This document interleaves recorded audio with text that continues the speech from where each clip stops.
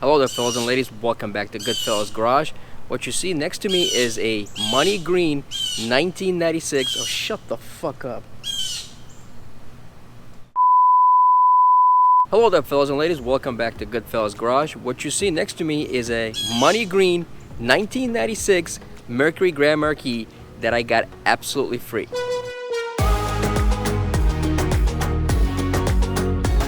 So the story behind this car is, if you have watched any of my older videos, the 3.5 people who regularly watch this channel, you know that I had a old 2000 Jag S-Type that I couldn't sell for the life of me. So what happened was I ended up giving that car away, and what do you know, about 3 or 4 days later I get an email from my friend Derek from the UK. And Derek is a guy that I've known for years. He's a master technician. He owns a shop in the UK, and everything that I have learned about working on cars, I have learned from him. So long story short, Derek tells me that he has another friend in the UK who has a house in Bonita Springs, Florida, which is about 2.5 hours away from here. And he tells me that his friend has a Grand Marquis that's been sitting there and he's trying to give it away. Am I interested? I was like, sure, it's another Panther. You don't have to twist my arm. So I asked Derek, do you know anything about the car, the condition, does it run, does it not run, whatever.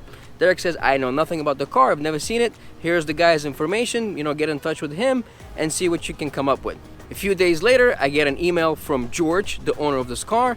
He's asking me if I'm interested in the vehicle. I was like, sure, yeah, does the car at least run and drive? He goes, yeah, it's a very nice car, it runs and drives. There are a couple of little things that it needs, driver's window doesn't work, maybe a couple other little things, but it's a very nice car. So from there, I get in touch with Dan, George's neighbor, who helps me facilitate the shipping. So I decided to ship the car from Bonita Springs to here instead of driving it 2.5 hours, because I don't know the condition of the car. I don't know if I was going to make it or not. So, a couple $100 in shipping was worth it to me.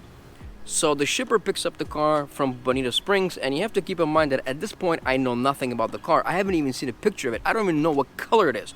So I'm expecting a bag of bolts. However, I was pleasantly surprised when this car was delivered and unloaded off the truck, because it is in beautiful condition on the outside, it is in beautiful condition on the inside. I mean, it needs a good detail and cleaning. It's been sitting for a while, but nothing that a good wash and wax can't address. So let's look at the car a little closer, and I will tell you about little issues that it has. As I was driving this car around, I noticed that it was running a little bit hotter than it should have. Not overheating, but the temperature gauge was going above 3/4 and back down. So that's typically an indication that there's an air in the system somewhere, like an air bubble circulating, or possibly a stuck thermostat or a clogged radiator.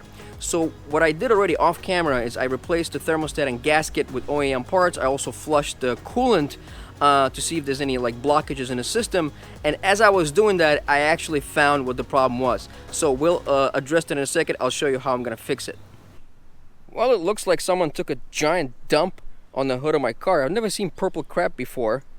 But anyways, going back to the Grand Marquis, one of the issues that George, the owner of this car, told me about is the fact that the driver's side window doesn't roll up and down, so we'll have to remove the door panel and see what the issue is. Actually, I have determined that none of the windows in here work, so we have to figure that out. Another issue is, if you hear this crunch right here and the door doesn't really close well, this is a problem with a lot of Panthers. It's the door striker. There's a plastic sleeve in here that deteriorates, and you have to buy new door strikers from Ford because they don't sell you the sleeve by itself. They're about 30 bucks, very easy to replace. One Torx 50, and I'll do that off camera, so then I'll get to the coolant issue. Another thing is, I found this in the car. This is a car that belonged to a true Brit. So this is one of the best treats out there. If you guys know what this is, comment below. So the cooling issue turned out to be pretty simple. As you can see here, one of the heater core hoses sprung a tiny leak. There was a pinhole in it, which was leaking coolant, and it was sucking in air, which created an air pocket in the engine and caused it to run hotter than it should.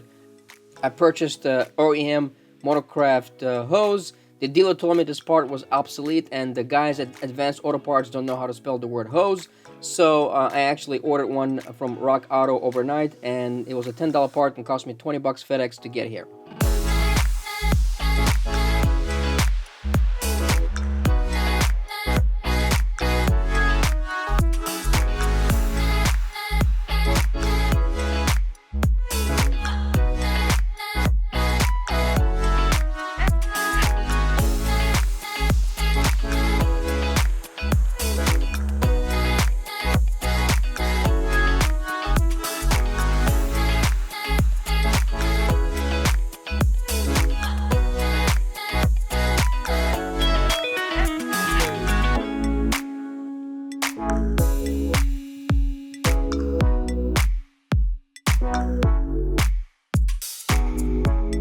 So the next job was to remove the door panel to fix the non-working window. Removal is pretty simple. There are 2 screws by the door handle. There's 1 screw on the bottom. And there's a screw hidden under the switch panel. That's it.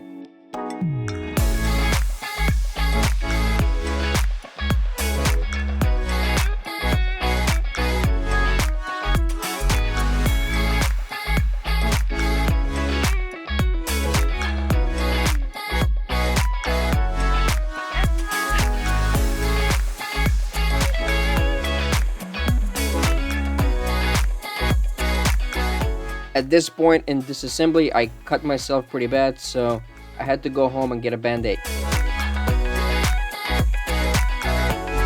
Inspect the regulator cables by hand. Make sure nothing is tangled up or broken. The motor is held with 3 Torx screws. Undo the screws and then separate the motor from the regulator. Upon inspection, it was apparent that the regulator is okay and the issue was with the motor.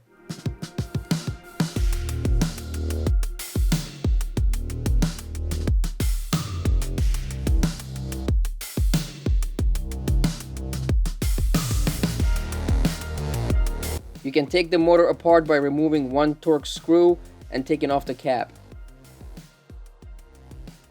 As I suspected, the nylon rollers inside the motor have completely disintegrated and turned into mush, which prevented the motor from actually moving the regulator.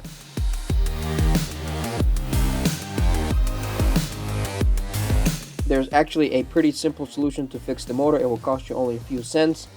All you need is 6 1/4-inch nuts to fill in the cavities in the motor, and they will basically act as nylon rollers, and the problem is solved.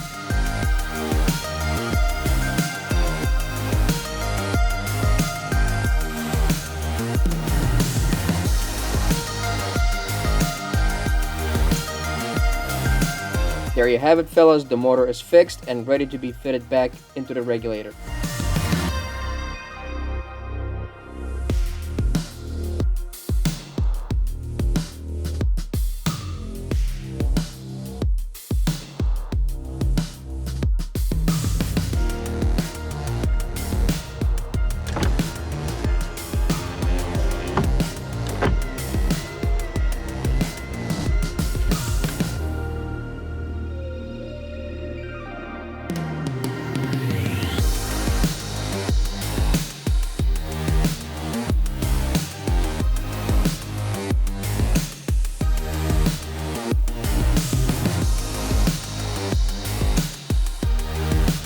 At this point in reassembly, I was thinking to myself how everything was going very smoothly and this car did not fight me at all.